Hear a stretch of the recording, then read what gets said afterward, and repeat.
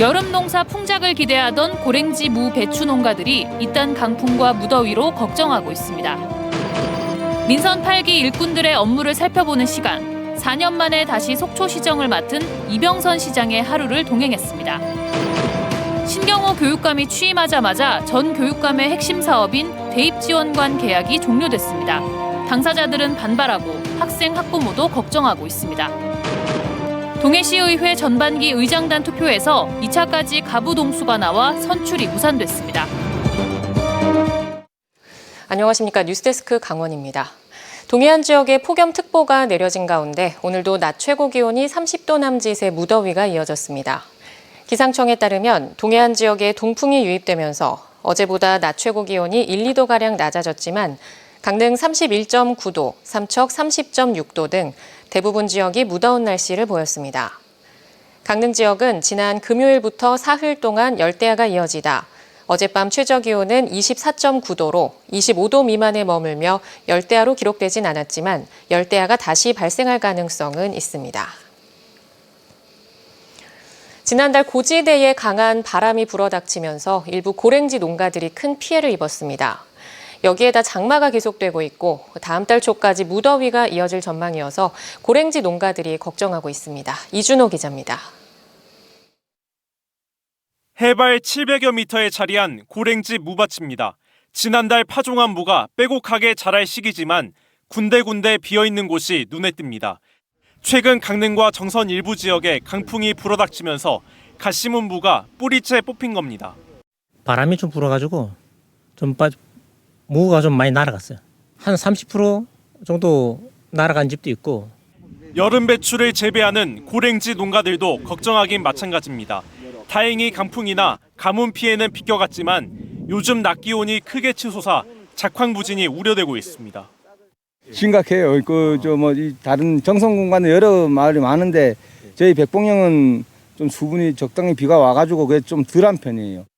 최근 2년간 폭우와 가격 폭락으로 어려움을 겪은 고랭지 농가들은 올해 모처럼 높은 수익을 기대했습니다. 전체적으로 고랭지 채소의 재배 면적이 줄어 과잉 생산이 다소 억제될 것이란 이유에서입니다. 하지만 올여름 불볕더위가 기승을 부릴 것으로 예상되면서 농가마다 비상이 걸린 겁니다. 8월 초까지 영동 지역을 중심으로 고온 현상이 이어지고 강수량도 평년보다 적을 것으로 보여 농가들의 피해가 예상됩니다. 고온 피해를 입게 되면 이게 작황부진으로 이어지는 거니까 면적도 줄어있는 상태에서 생산량 자체가 줄어들게 되는 거잖아요. 강풍에다 무더운 날씨까지 이어지면서 고랭지 농가들의 시름이 가시지 않고 있습니다. MBC 뉴스 이준호입니다.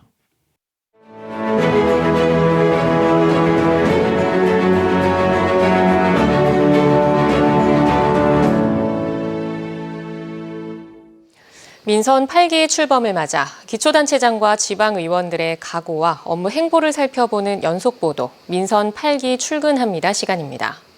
오늘은 민선 6기 시장을 역임한 뒤 4년 만에 다시 민선 8기 시장에 취임한 이병선 속초시장을 김인성 기자가 동행 취재했습니다. 이병선 속초시장은 하루 일정을 동행 취재하고 싶다는 제안에 이른 아침부터 취재진을 집으로 초대했습니다. 예. 김인성 기자입니다. 아이고, 어서 오세요. 아이고, 어서 오십시오. 아직 7시가 채 되지 않은 이른 시각이었음에도 이 시장은 간밤의 뉴스와 오늘 일정을 체크하고 있었습니다. 그는 중요한 일이 있을 때마다 맨다는 넥타이를 맸습니다. 중요한 일이 있거나 결심을 할 일이 있다면 딱 이 넥타이를 메고 달걀 프라이와 과일로 간단히 아침 식사를 마치고 7시 20분쯤 출근용 관용차에 몸을 실은 이 시장에게 취임식 이후 첫 출근의 기분을 물었습니다. 처음이 아니고 두 번째다 보니까 경험도 있어서 좀 낮긴 하지만 또 한편으로는 막중한 책임감이 두 번째니까 더 열심히 잘해야 된다는 책임감도 좀 어깨를 좀 짓누르고 있죠. 이 시장은 출근 전 속초시청 인근의 오징어 난전을 가장 먼저 들러서 오징어 가격 동향과 시장 경기를 파악했습니다. 오전 8시 무렵 이 시장은 역시 7월 1일자로 부임한 김성림 속초시 부시장과 환담을 나눴습니다. 이 시장은 취임과 동시에 속초 시민을 속초시장의 위에 배치하도록 조직도를 바꿨습니다. 시민을 제일 위에 모시고, 시장인 제가 시민을 모시고 우리 밑에 우리 공직자들이 저와 마찬가지로 함께 시민을 떠받들고 시민의 의견을 존중하고. 오전 8시 30분 간부회의와 오전 9시에 진행된 원례조회에서 직원들과 인사를 나누면서 새 시정구호를 우렁차게 외치며 하루를 시작했습니다. 시민은 하나로, 속초는 미래로. 감사합니다.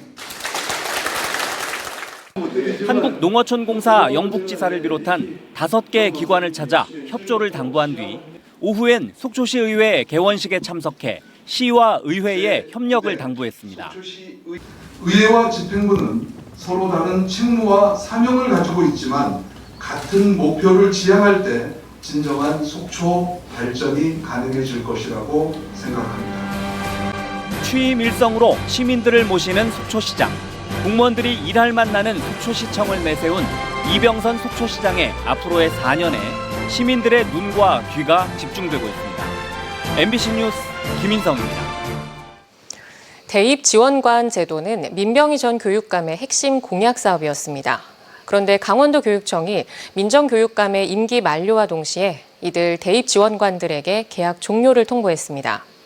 대입 지원관들은 부당해고라며 반발하고 있는 가운데 대입을 준비하는 학생과 학부모들도 걱정입니다. 허주희 기자입니다.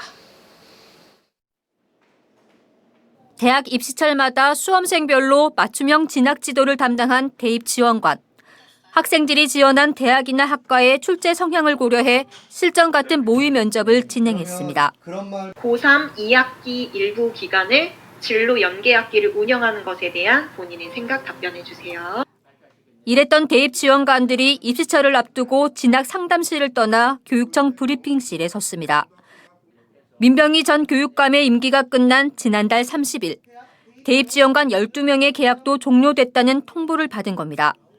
15차례에서 20차례까지도 상담을 해왔어요. 그래서 그런 친구들을 이어서 계속 같은 방향으로 진학 설계를 할 수 없는 부분에 대한 안타까움이 있습니다. 대입 지원관 12명 가운데 8명이 무기계약직으로 전환을 요구하며 부당해고 구제 신청을 했습니다. 진학지도의 업무 특성상 한시적 사업으로 볼 수 없고 대부분 2년 이상 근무했다는 겁니다. 저 같은 경우는 지금 9년이라는 세월을 지금 했기 때문에 저는 한시적 사업이라고 생각한 적이 없고. 강원도교육청은 한시적 공약 사업에 따른 임기 종료이지 부당해고는 아니라고 반박했습니다. 새로 채용한 4명의 진학 지원 전문관의 담당 지역을 강원도 전체로 확대하고 고3 경력이 있는 진학 전문가들을 구성해 대입 지원관의 공백을 메꾸겠다는 입장입니다. 5회로 이루어졌는데 이번 바뀌는 것은 하루에 8회 정도를 신청할 수 있도록. 하지만 학부모들은 수시 준비가 본격적으로 시작되는 시점에서 그동안 소통해왔던 대입 지원관이 싹 다 바뀌는 것에 대해 걱정하고 있습니다. 지방에 있어도 정보 부족이나 이런 걸 그런 어려움을 겪지 않을 수 있겠다. 이런 경험 있는 분들을 모셔와도 부족할 판에 여태까지 경험이 쌓여온 분들을 왜 바꿔야 되지? 이런 생각이 들더라고요. 신교육감은 당초 핵심 공약으로 도내 18개 시군에 진학지도 담당관을 배치하겠다고 약속했었습니다. 신경호 교육감의 최우선 공약이 학력 신장입니다. 하지만 임기 초반부터 대입 지원관 문제가 불거지면서 시작부터 삐걱대고 있습니다. MBC 뉴스 허주입니다.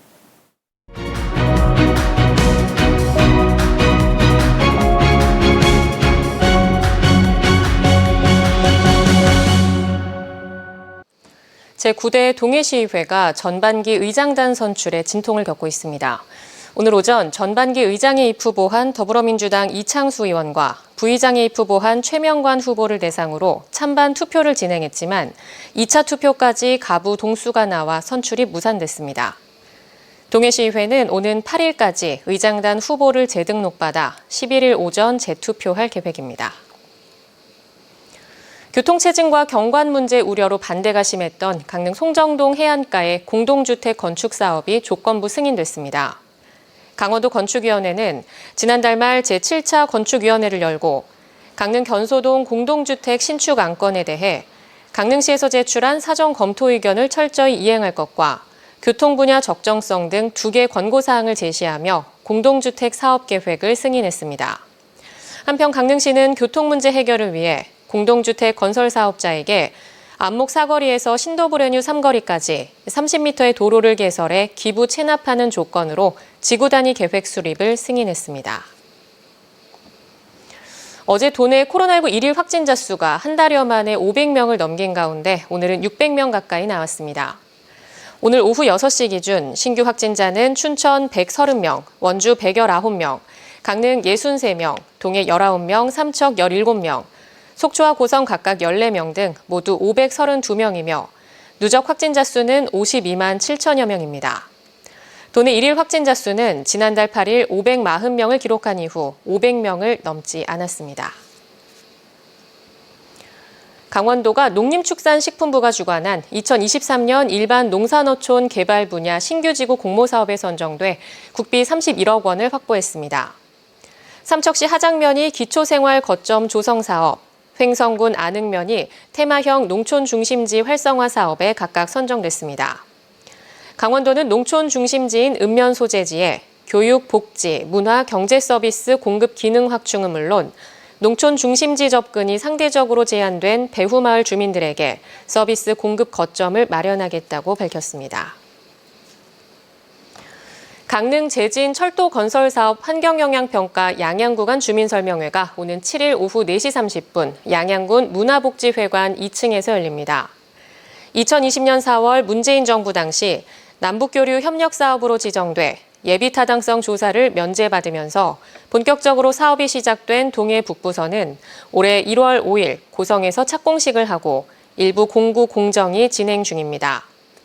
한편 일부 양양 주민들은 현재 송암리에 들어설 것으로 예정된 양양역을 비롯한 동해 북부선 노선을 외곽으로 변경해 줄 달라고 계속 요구하고 있습니다. 동해 무릉 건강숲의 자연 친화적 물놀이 시설 무릉 오선여탕이 오는 13일 개장합니다.